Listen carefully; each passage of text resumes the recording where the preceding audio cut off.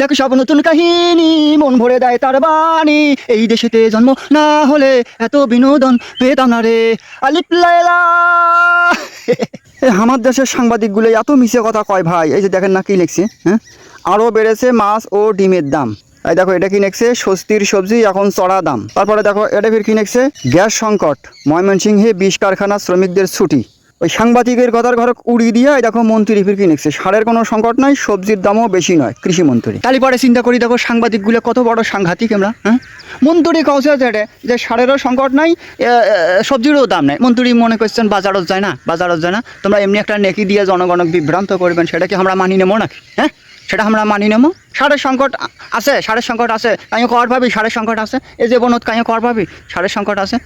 ভুড়ি ভুড়ি সার দোকানত যাইলেই সার পাওয়া যায়, হ্যাঁ।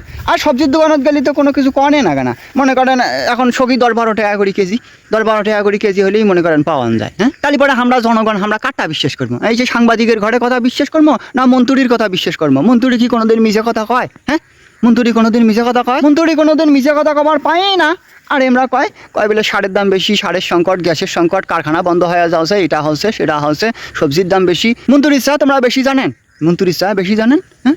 এই আমার আলিফ লায়লার দেশত ভাই কার কথা সত্য কার কথা মিথ্যা এইটা মনে করেন করাটাই মুশকিল। এই জন্য এখন ভাই মনা ভাইয়ের সুরে কর নাগে, আলিফ লায়লা আলিফ লায়লা আলিফ লায়লা।